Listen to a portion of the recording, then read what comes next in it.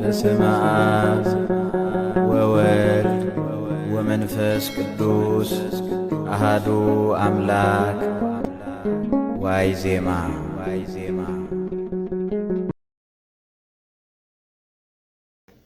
ሰላም ጤና ይስጥልኝ። እንደምን አላችሁ ክቡራን የቻናላችን ቤተሰቦች? አሁን ስለ ታላቁ አባት ቅዱስ ያሬድ እንነጋገራለን። ቅዱስ ያሬድ ማለት ምን ማለት ነው እና ሌሎችንም ታሪኮችን እንቃኛለን። ተከታተሉ። እስከዛው ላይክ፣ ሼር፣ ሰብስክራይብ ያድርጉ። ቤተሰቦቻችን ይርዱ።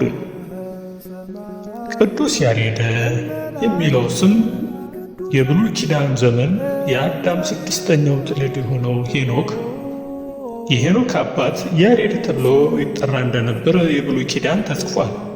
የስሙም ትርጓሜ በዕብራውያን መውረድ ማለት ሲሆን ሚስጥሩም በእርሱ ዘመን ደቂቀ ሴት ወይም ደቂቀ ቃየል ጋር መጋባትና መውለድ እንዲሁም ከደብረ ቅዱስ ወደ ምድረ ፋይዳ መውረድ ስለተጀመረ ለዚህ እንደ አንድ መውረድ የሚለው ስም የእሱ እንደሆነ ይነገራል።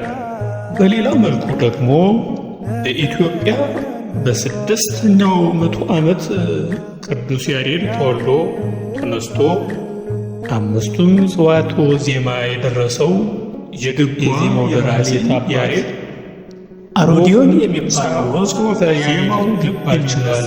እጅግ ድምፀ መልካም ስለሆነ የዜማው ደራሲ ወፉም ጽሑፈ ያሬድ ሊባል ችሏል ይባላል። ስለዚህ ያሬድ የሚለው ስም አሮዲዮን ከሚለው ወፍ የመጣ ነው ይባላል። አንድ የጎጃም ባለቅኔ ይህን በማስመልከት አእምረሃኒሃ ከሙሃሉ በቀራንዮ ገነት ያሬድ ዘወልዶ ሄኖክ ማህሌት ብሎ ተቀኘ ይባላል። ይኸውም ወደ አማርኛ ስንተረጉመው ያሬድ የወለደው ሄኖክ ማህሌት በቀራንዮ ገነትን እንዳለ አወቅን ተረዳን ማለት ሲሆን ውስጠ ምስጢሩም ሄኖክ እንደ ኤልያስ በሥጋ ወደ ሰማይ አርጎ እንደሚኖር ሁሉ ማህሌትም የተገኘው ከሰማያውያን መላእክት ዘንድ መሆኑን ለማነጻጸር ነው። ይህም አሮዲን የተባለ ወፍ ለቅዱስ ያሬድ በአምሳለ ወፍ ታይቶት ዜማ ያስተማረው ምስጢር ያናገረው መልአክ ወይም መንፈስ ቅዱስ ነው ይባላል። ስንክሳሩ ግን የሚለው 3 ወፎች ይላል። ይህ ስንክሳር ግንቦት 11 ቀን ላይ አለ። ይሁን እንጂ ስሙ ቅሉ ያሬድ የተባለው በወፉ በአሮዲዮን ነው ይባላል። ይኸውም ድምፁን ከሱ እንደነሳ ስሙንም ነስቷልና ለዚህም ማስረጃ ሆኖ ቀርቧል ይላሉ። እንግዲህ የተለያየ ማስረጃ በዚሁ ይቀርባል። ሌሎቹ ደግሞ ያሬድ ማለት ንብ ማለት ነው። ንብ የማይቀምሰው አበባ እንደሌለ ሁሉ ያሬድም ከመጽሐፍት የማይጠቅሰው የለምና በንቡ የተሰየመው ማር እጅግ ጣፋጭ ከመሆኑም በላይ ሰሙ መብራት ሆኖ ጨለማን አርቆ ብርሃንን እንደሚሰጥ ሁሉ የያሬድም ዜማ ንባቡ ከምስጢሩ ጋር ተዋህዶ ምእመናንን ደስ ከማሰኘቱም በላይ መናፍቃንን የሚያሳፍር ለምእመናን ተድላ ደስታ የሚያበስር ኃይለ ቃሉ እንደ መብረቅ የሚያንጸባርቅ ጨለማ ክህደትን የሚያርቅ ነው። ያሬድ ማለት ረአየ ምስጢር ነጻሬ ሀቡሃት ማለት ነው ይላሉ። ረአየ ምስጢራት አለ የመላእክታት ምስጢራት የነበረውን ጽዋትወ ዜማ አሙልቶና አስፋፍቶ ይናገራልና። ይኸውም ዳህንነ ዘስኩ አረጋዊ አቡከሙ ጻድቅ ወኄር አቡ አቲየ ዘምስሊኪ ለሰብአ ይከሰትኩ ይቤላ ለማርያም ብሎ ተናግሯልና። ያሬድ ማለት እንዚራ፣ በገና፣ መሰንቆ ማለት ነው። እነዚህ የዜማ መሳሪያዎች በስልት ሆነው ሲመቱ ለሚሰማቸው ደስ እንደሚያሰኙት ሁሉ ያሬድም ዜማ እንዲሁ ደስ ያሰኛልና የሚል የተለያዩ አባባሎች፣ ትርጓሜዎች አሉ። በሌላ መልኩ ደግሞ ያሬድ በኋላ የተሰጠው ስም ነው። የመጀመሪያ ስሙ ድጓ ነው። ድጓ እሱ ከመሰረተው አንዱ ዜማ ሲሆን ከደረሰው ውስጥ አንዱ ዜማ ሲሆን በኋላ ግን ንጉሥ አፄ ገብረ መስቀል ካላቸው ቀረቤታ አንጻር እንደ ትልቅ የማዕረግ ስም ሰጥተውት ያሬድ አሉት የሚል ሌላ አባባል አለ። ቅዱስ ያሬድ በስመ ሥላሴ አሃዱ አምላክ ሊቁ ቅዱስ ያሬድ የሱራፌል አምሳል የብሉይ የሐዲስ የሊቃውንት አካል የቀደምት አበው የሊቃውንት መሪ ቅዱስ ያሬድ ነው የዜማ ጀማሪ። በኦርቶዶክስ ተዋሕዶ ቤተ ክርስቲያን መሠረት የሆነች ለዓለም ብርሃን በአክሱም አውድማ የታሪክ እምብርት አብዝቶ አመረተ የሱራፌልን ምርት።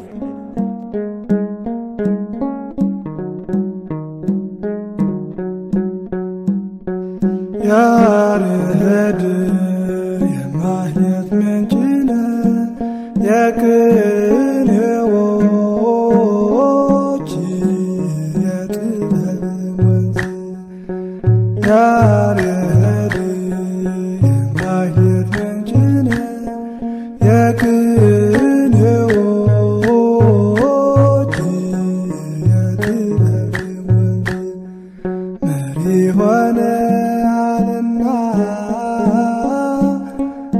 ለምስጋና በኢትዮጵያ ያሬድ ካህን ጣፋጭ አንደበት መሪ ሆነሃልና ለምስጋና በኢትዮጵያ ያሬድ ካህን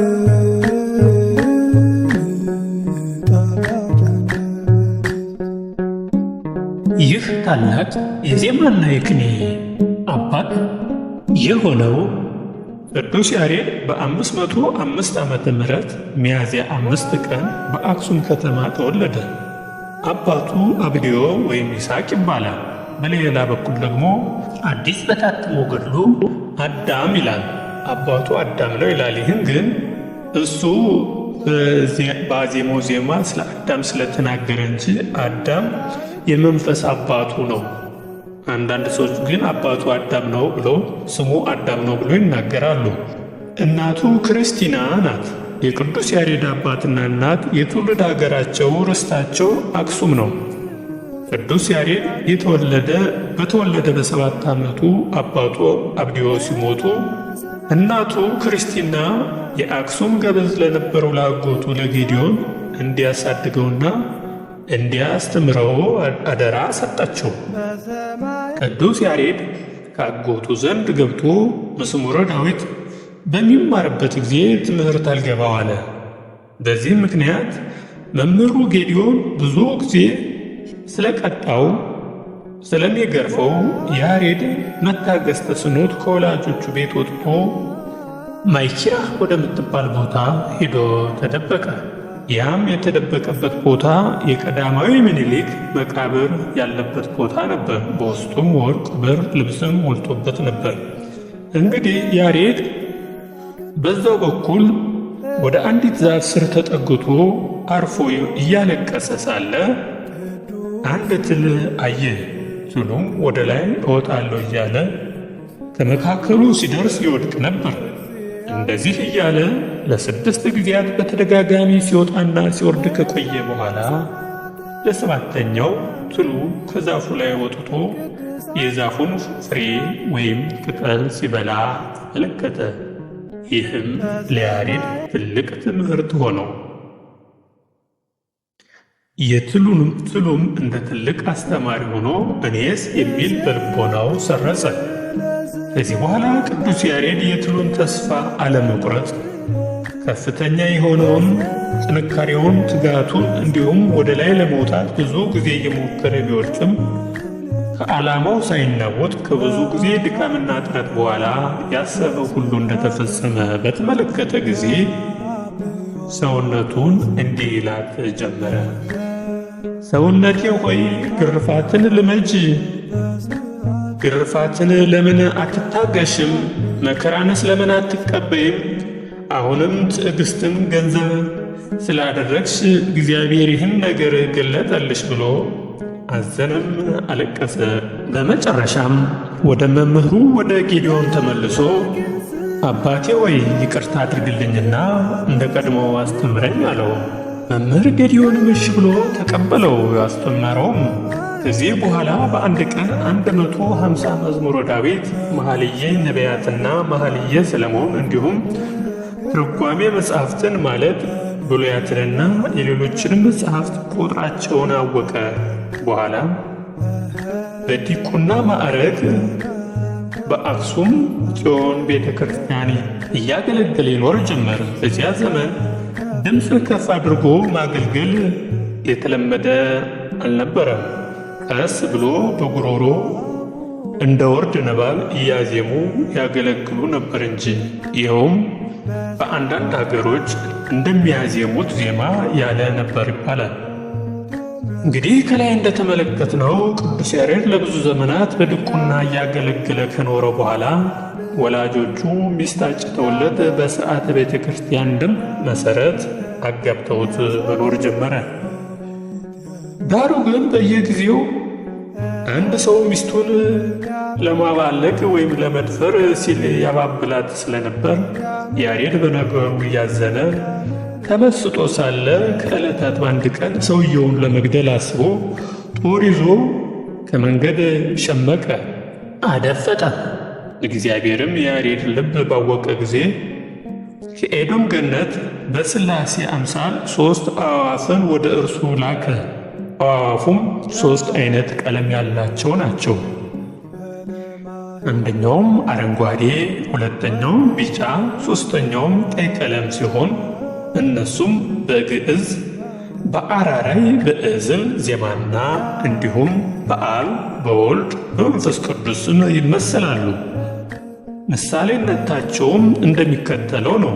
አረንጓዴ ቀለም በግዕዝ፣ ቢጫ ቀለም በእዝል፣ ቀይ ቀለም በአራራይ የሚመሰሉ ሲሆን በሌላ በኩል ደግሞ አረንጓዴ ቀለም በአብ፣ የተስፋ ቢጫ ቀለም በወልድ፣ የሥጋው ቃል ወይም የመንፈስ ቅዱስ ቀይ ቀለም በመንፈስ ቅዱስ የአምሳለ እሳት ምሳሌዎች መሆናቸውን የቤተ ክርስቲያን ሊቃውንት በብዛት ይናገራሉ። በዚህ መሠረት 3ቱም አዕዋፍ ያሬድ በቆመበት ቦታ ፊት ለፊት በአየር ላይ ቆመው ከሦስቱ አንዷ በልሳነ ሰብእ ወይም በሰውኛ ያሬድን እንዲህ ስትል ተናገረችው። ያሬድ ሆይ ሰውን ለመግደል ለምን ታስባለህ? ክህነትህ ትፈርስ የለምን? ከሚስት ይልቅ ክህነትህ አትሻልንም? ጌታችንም በወንጌል እንዲህ አለ፣ አንድ ሰው ምን መልካም ሰርቼ ነው የዘላለም ሕይወት የማገኘው ብሎ ቢጠይቀው እሱ መልሶ እንዲህ አለው፣ ሕግጋቱንም ወይም ትእዛዛቱን የምትጠብቅ ከሆነ ነፍስ አትግደል አለው። ማቴዎስ 19 ቁጥር 16 ጀምሮ።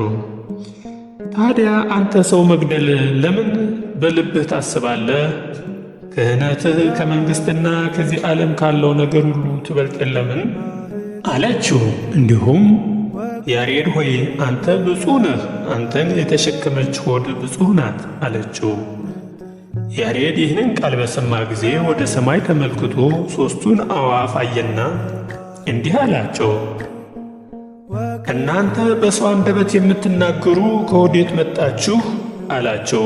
ከ3ቱ አዕዋፍ አንዷ ከኤዶም ገነት ወደ አንተ ተልከን መጣን፣ ይኸውም ከ24ቱ ካህናተ ሰማይ ማኅሌትን ትማር ዘንድ ልንነግርህ መጣን አለችው። ከዚህ በኋላ አዕዋፉ ከዓይኑ ተሰወሩ። አንዳንድ ሰዎች አዕዋፍ እንደ ሰው አናገሩት የሚለው እንደ ተረት ያዩታልና በዚህ አነጋገር የሚጠራጠር ቢኖር የበለዓምን የአህያ ታሪክ ይመልከት።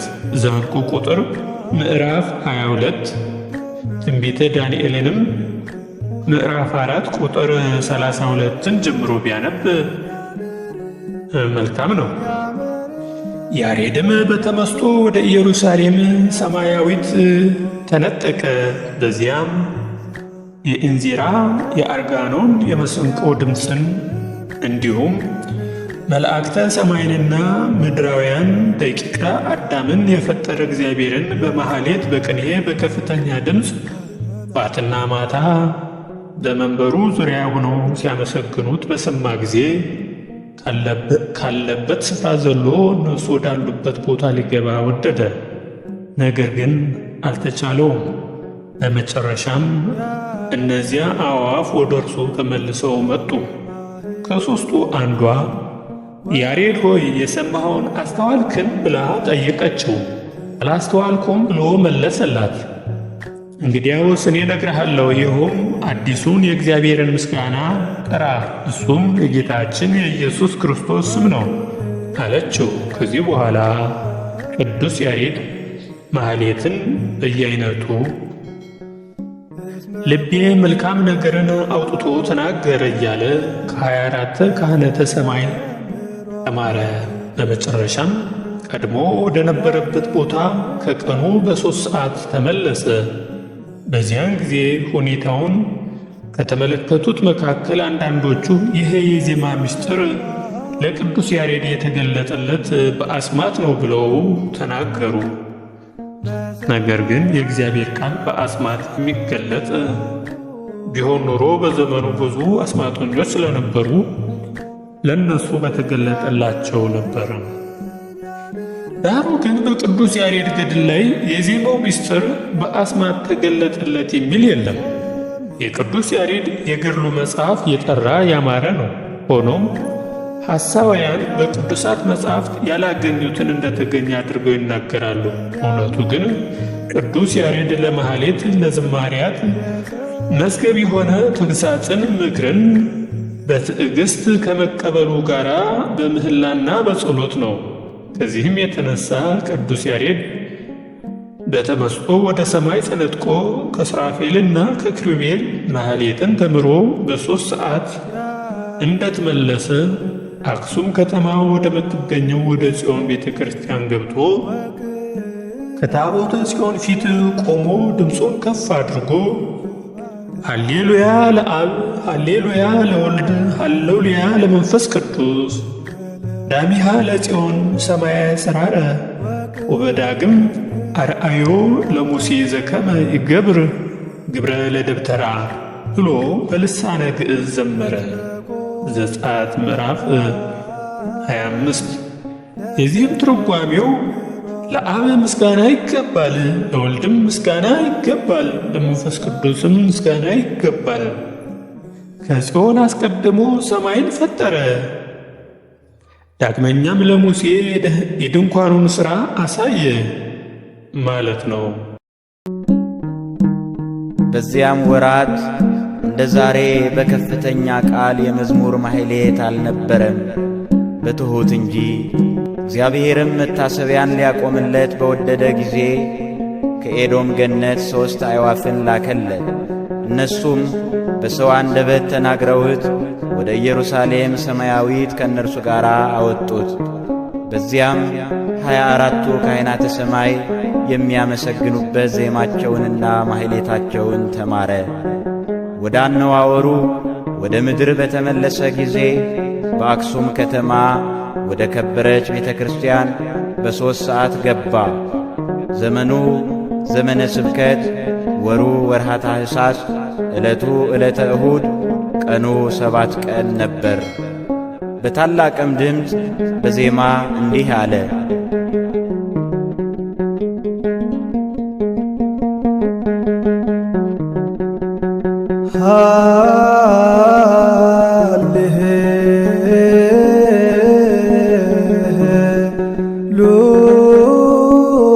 ሃሌሉያ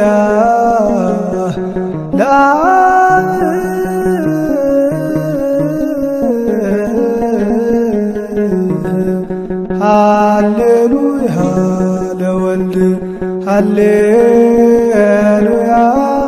ወለመንፈስ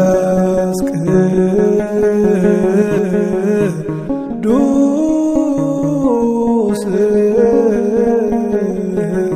ቀዳሚሃ ለጽዮን ሰማየ ሳረረ ወበዳግም አራዮ ለሙሴ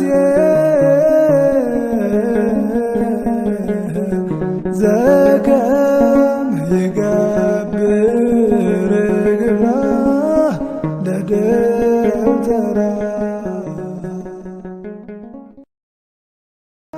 ከዚያም ወጣ ብሎ ቅዱስ ያሬድ ይህንን ዜማውን በአክሱም አደባባይ ላይ አዜመ። ሲያዜምም ስለቆየ ቦታው ሞራደ ቃል ተብሎ እንደተሰየመ ይነገራል። ይህችንም ማህሌት ወይም ዜማ ስሟን አርያም አላት። ይህም ማለት ከመላእክታን ወይም ከሰማይ የተገኘች ማለት ነው። እሷም ሳትጠፋ እስከ ዓለም ፍጻሜ ድረስ ትኖራለች። ቅዱስ ያሬድ ዜማውን የደረሰው በወርሃ ታኅሳስ ዕለቱ ሰኞ ጊዜውም በነግህ መሆኑ ተጽፏል። ይህን የቅዱስ ያሬድን ዜማ የጻድቁ የካሌብ ልጅ ንጉሥ ገብረ መስቀል በሰማ ጊዜ ጫማውን ሳይጫማ ንግሥቲቱም ሠራተኞቿን ወይም ደንገጥሮቿን ሳታስከትል መምህራኑ፣ ካህናቱ እንዲሁም መኳንንቱ እነሱን ተከትለው በችኮላ ወደ ቤተ ክርስቲያን እየሮጡ ሄዱ። እንደዚህም የዱርና የቤት እንስሳ አዕዋፍ ሳይቀሩ ተሰብስበው ከጣዕመ ዜማው የተነሳ ልቦናን የሚያስደስት አጥንትን የሚያለመልም አዲሱን ዜማ እስከ 6 ሰዓት ድረስ ሲሰሙ አሉ። ያሬድ ግን ጣዕመ ዜማውን በመቀጠል እስከ 9 ሰዓት ድረስ ባለው ጊዜ ውስጥ ድምፁን በመሰንቆ ቃል እያስማማ ዋይ ወይ ዜማ የሚለውን ቃል በመጀመር ዘወትር የዘመረውን መዝሙርና ማህሌት አርያምና ስብሐት ነግህ አርባዓትና ሰለስት እዝልና ሰላም ይትባረክና ይባርኮ ዘኢሴና መስዋዕት መዋሰት አራራይና አራራት የሚመሳሰሉትና በየዘመኑ ሊባል የሚገባውን የክረምቱንና የመጸውን የሐጋዩንና የጸደዩን የዘሩንና የልምላሜውን የአበባውንና የፍሬውን የነጎድጓዱንና የመብረቁን የባሕሩንና የጥልቁን የደመናውንና የነፋሱን የተፈጥሮ እያደነቀ ሁሉንም እንደየወገኑ አድርጎ በማስማማት አዘጋጀው። ንጉሡ አፄ ገብረ መስቀል ዜማውን ከሰሙ በኋላ ለቤተ ክርስቲያን መተዳደሪያ እንዲሆን በማለት ድርሰቱን ተቀበሉ። ከተቀበሉም በኋላ ለሊቃውንቱ ይህን ተቀበሉ ብለው ለካህናቱ ቢያስታውቁ ሊቃውንቱ እንደ ሐዋርያት እጁን እግሩን ለተሳለ ቀኖት አፉን ለምህራረ ሐሞት ሰጥቶ አልታየምና ድርሰቱን አንቀበልም ቢሏቸው ከታኅሳስ 1 ቀን ጀምሮ እስከ ታኅሳስ 7 ቀን ድረስ ምህላ እንዲያዝ አወጁ ይባላል። እንደ ሕግ ሆኖ ሲወርድ ሲዋረድ ስለመጣ በአሁኑ ዘመን በየወሩ ከልደታ እስከ ሥላሴ ድረስ በቤተ ክርስቲያን ምህላ የተለመደ አገልግሎት ሊሆን ቻለ ይባላል። ዳሩ ግን ካህናቱ የቅዱስ ያሬድን ድርሰት አንቀበልም የሚለውን መልስ ለንጉሡ መመለሳቸው ዓይን እያላቸው አያዩም፣ ጆሮ እያላቸው አይሰሙም ሲል ኢሳይያስ እንደተናገረው ቃል የካህናቱን ምቀኝነት ይገልጻል ከማለት በስተቀር የያሬድ ዜማ ከመንፈስ ቅዱስ የተገኘ መሆኑን ዘንግተውትስ አይደለም።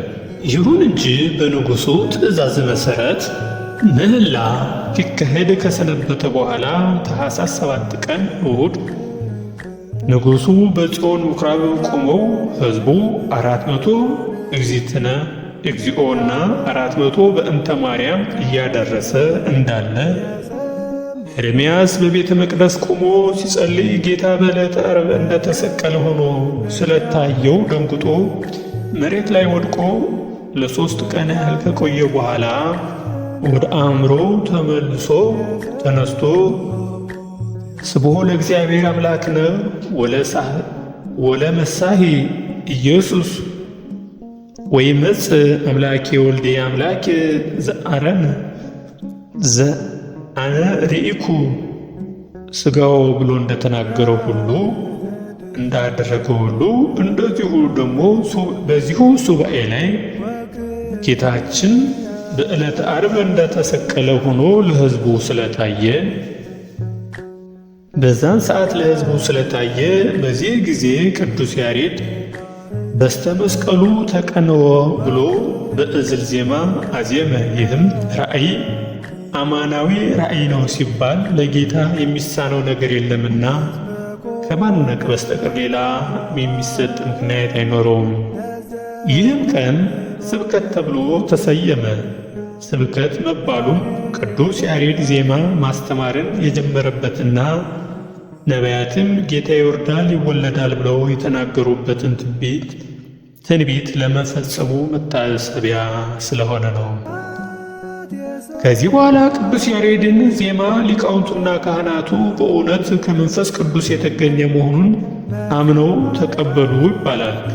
ከዕለታት አንድ ቀን ቅዱስ ያሬድ በንጉሡ በአፄ ገብረ መስቀል እግር አጠገብ ቆሞ ሲዘምር ከማኅሌቱ ጣዕም የተነሳ ንጉሡ አፄ ገብረ መስቀል አእምሯቸውን ሳያውቁ የቅዱስ ያሬድን እግር በያዙት ጦር ወጉት። ቅዱስ ያሬድ ግን ማኅሌቱን እስኪፈጽም ድረስ ሕማሙና ሁነቱን ታግሶ እየዘመረ ቆየ። ምክንያቱም ማኅሌቱ ምድራዊ ሳይሆን ሰማያዊ ናትና። መጽሐፈ ገድሉ እንደሚለው ቅዱስ ያሬድ ማኅሌቱን የተማረውና ያጠናው ከ24ቱ ካህናተ ሰማይ ስለሆነ እግሩ በጦር ሲወጋ ከቆመበት ስፍራ ምንም አልተንቀሳቀሰም። ምክንያቱም የእግዚአብሔር ምስጋና ከሰሚዎቹ ጆሮ እንዳይቋረጥ ነበረ። የእግዚአብሔር ምስጋና እንዳይቋረጥ ብሎ ሕመሙን ችሎ በጦር ተወግቶ ዜማውን ቀጠለ። ይህም እንደ ታላቅ ሰማዕትነት ይቆጠርለታል። ሰማዕትነትንም ተቀበለ ይላል እንግዲህ መጽሐፈ ገድሉ። ክቡራንና ክቡራት ከዚህ ቀጥሎ ያለውን የቅዱስ ያሬድን ቀጣይ ክፍል ይዘንላችሁ እንቀርባለን። የአሁኑን በዚሁ አበቃን። ፈጣሪ አምላክ ከሁላችን ጋር ይሁን። የቅዱስ ያሬድ በረከት ከሁላችን ጋር ይደር። እግዚአብሔር የተመሰገነ ይሁን። ባላችሁበት ሰላም ነው። የሰማሁት የመላእክት ዜማ በሰማያት የሰማሁት የመላእክት ዜማ ምን ያምር ምን ያምር ምን ያምር ምን ያምር የሰማሁት የመላእክት ዜማ ምን ያምር ምን ያምር ምን ያምር የሰማሁት የመላእክት ዜማ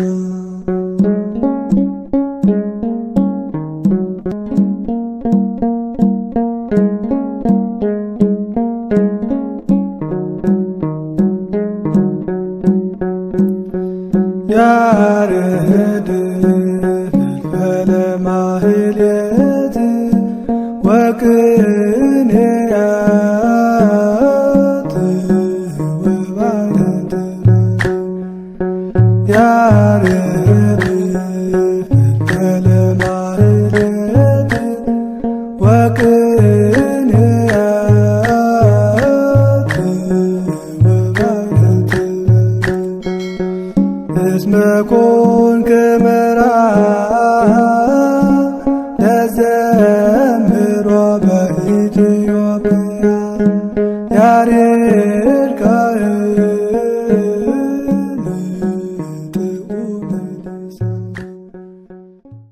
ክቡራን ቤተሰቦቻችን ይህን ሥራ ስንሰራ የሊቀ ካህናት ርዕሰ ደብር ጡመ ልሳን ካሳን ዋቢ አድርገናል። እንዲሁም ዋይ ዜማ ዝክረ ቅዱሳን ያሬድን ማጀቢያ ተጠቅመናል። ክቡራን ቤተሰቦቻችን እናመሰግናለን። ፈጣሪ አምላክ ከሁላችን ጋር ይሁን። ኢትዮጵያን ፈጣሪ ባርክ። አሜን።